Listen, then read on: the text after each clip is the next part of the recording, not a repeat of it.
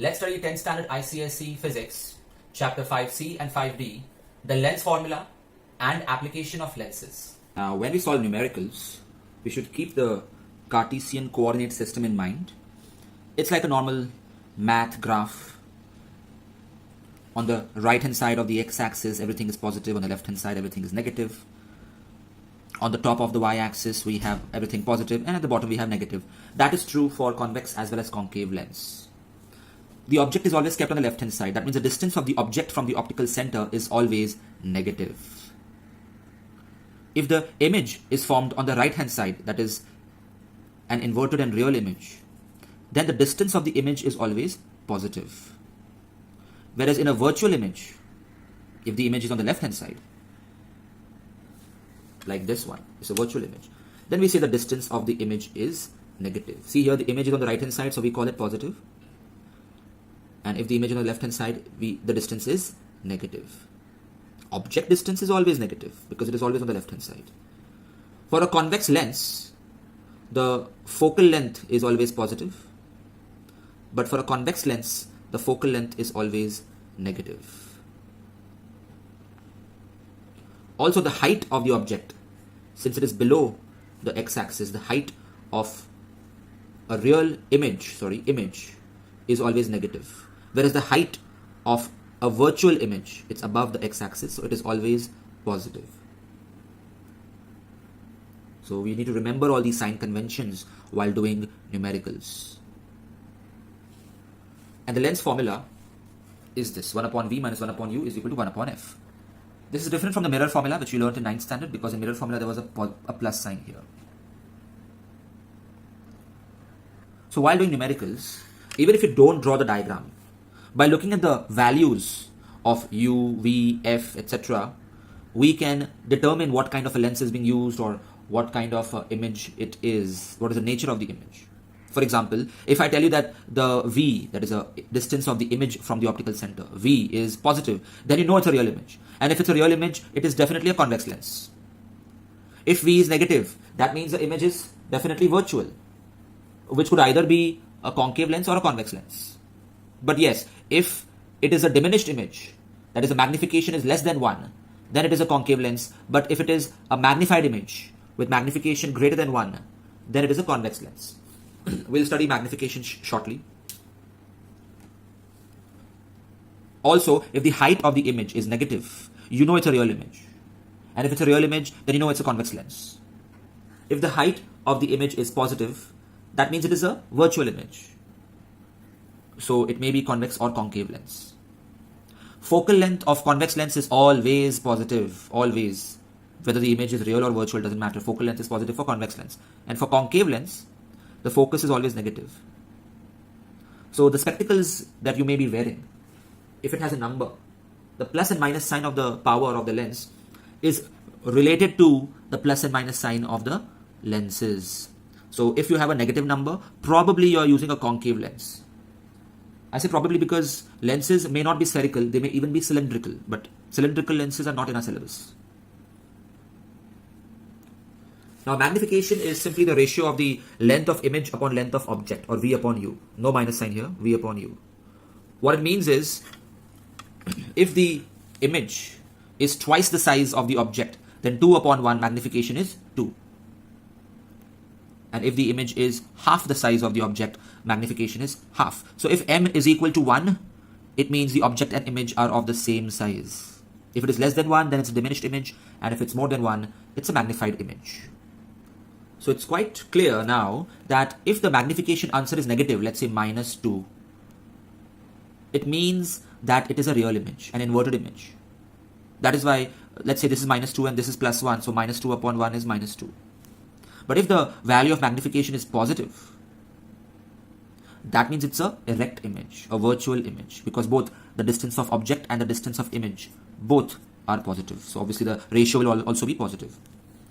I will share the table with all the signs soon.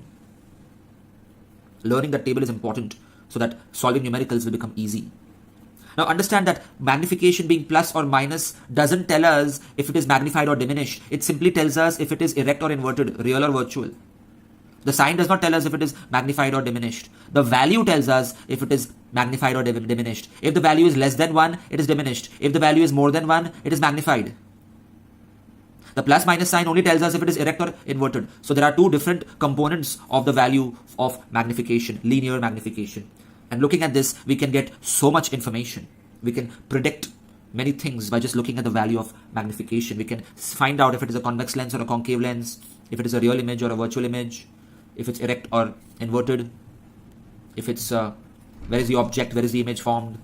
So much information we can get from it. Next, the definition of power of lens. The deviation of the incident light rays produced by a lens on refraction through it is a measure of its power. By how much will the lens refract light? If this lens has a short focal length, it can refract a lot. But if the focus was somewhere here, focal length was large, then it will refract here. So the refraction will be quite less. That is, the power of the lens is less. So you can clearly see that power of refraction of a lens is inversely proportional to the focal length. That is why a thick lens has a smaller focal length and a greater power. And a thin lens has a longer focal length, a larger focal length, and has a lesser power. So power is equal to 1 upon focal length. But if you want the answer of power in diopter unit, then make sure the focal length is in meter. In questions, they will give you in centimeter. Make sure you convert it into meter and then find the reciprocal to get the correct answer in diopter. So if the focal length is 1 meter, we say the power of the lens is 1 diopter. Of course, if it's a concave lens, it will be minus 1 meter and minus 1 diopter. So when you say that the power of your lens is minus 1 or minus 1.5 or minus 2, what are you talking about? You are talking about the power of your lens. And if you reciprocate it, you can get the focal length of your lens. So if I say that your focal length is minus 5, what information can you tell me? First of all, from the minus sign, you can say that you are using a concave lens. Secondly, it's 5 diopters, so 1 upon 5 is 0.2, that is 200 centimeters. Sorry, 1 upon 5 is 0.2 meters. And converting it to centimeter, we multiply by 100. So 0.2 into 100 is shift the decimal place. It becomes 20 centimeters is the focal length. And one more information I can know is, since your power of your lens is so high, minus 5, it seems that you are watching too much of TV and mobile phone entertainment.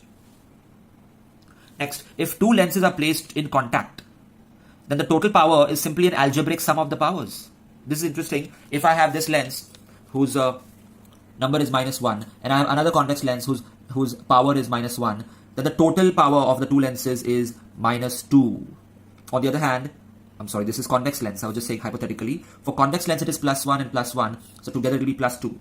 On the other hand, if this is plus 1 and concave lens is minus 1, and if you bring the two lenses together, this is the convex lens and this is the concave lens. Convex lens is plus 1, concave lens is minus 1.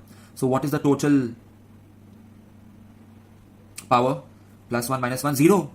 That means the ray of light will pass undeviated through this combination of lenses. That means it will behave like a glass plate or a glass slab and not like a lens. Numericals will do in another video some other time. Next, let's talk about a magnifying glass or a simple microscope. That's how it looks. I'm sure most of you have seen it. It's nothing but a simple convex lens. And the diagram relevant to it is the last diagram of convex lenses, the only diagram in which we get a virtual image and an erect image. Make sure the virtual image is a dashed line, okay? A dash, B dash. So whenever we keep the object, like a grain of sand or something, very close to the lens, that is between the focus and the optical center, then the rays of light diverge, but we perceive it to be coming from here. So we see a virtual image, a magnified image, an erect image, which is good. Now we can read tiny letters or we can see the grain of sand clearly. Application of lenses, we have studied in a previous section. We know various lenses are used for different purposes like collimator or spectrometer or terrestrial telescope or Galilean telescope, etc. But two things I want to talk about here is the eye defects, that is myopia and hyperopia, which was earlier called hypermetropia. How are they corrected by lenses? That's a part of biology and I will teach you in detail in biology, but I just want to give you an introduction about it. Here, if you have myopia, it means you are short-sighted. You can't see far away objects clearly. The image is not being formed on the retina clearly. So you will use a concave lens, negative number, negative power. because they will diverge and then a sharp image will be formed. So remember, for myopia, concave lens is used. Now for hyperopia, that is far-sightedness, so you can't read nearby things, like you can't read a book because the image is not being formed properly on the retina of the eye. So you use a convex lens, because the convex lens will converge it first and then your eye lens will converge it further, double convergence, so that a sharp image is formed on the retina. So hyperopia, also called hypermetropia, is corrected, not cured, corrected by convex lens. If you want to cure it, go for laser surgery. But not important, you look cool in specs too. By a convex lens, there are many other eye disorders which will require cylindrical lenses, but that's not in our syllabus. Now there's this simple experiment, which is not in syllabus, but it's interesting to know. If I give you a lens, how can you find the focal length? Well, keep this apparatus near a window. Let there be an object outside, say a tree. Make sure the room is not too dark, but the outside area, especially the tree, is very bright. Maybe at noontime, you will see an image is formed on this screen, a light colored screen or a wall. Shift the lens in such a way that you get a very sharp image. The moment you get a very sharp image, measure the distance between the screen and the lens. That is approximately the focal length. Next, how will you differentiate between convex and concave lens? Well, if you touch it, you can easily make it out. The one which bulges in the center is convex and the one which is thin at the center is concave. But can you guess which lens it is without even touching it? Well, yes, you can, by seeing an image. If you keep the lens near a printed page, and if that is very close to the object, that is the last case for each. In that case, the one which gives you a magnified and erect image is convex. The one which gives you a diminished and erect image is concave. Remember, concave can never give you a magnified image. On the other hand, if you use the lens to see a far away object, convex lens will always give you an inverted image, but concave will still give you an upright image. So that's another way of distinguishing between the two lenses. Hi students, this is AJ sir. If you like this video, press the like button. If you would like to enroll for my online test series or online lectures, email me or message me on Instagram. Check the description for more information.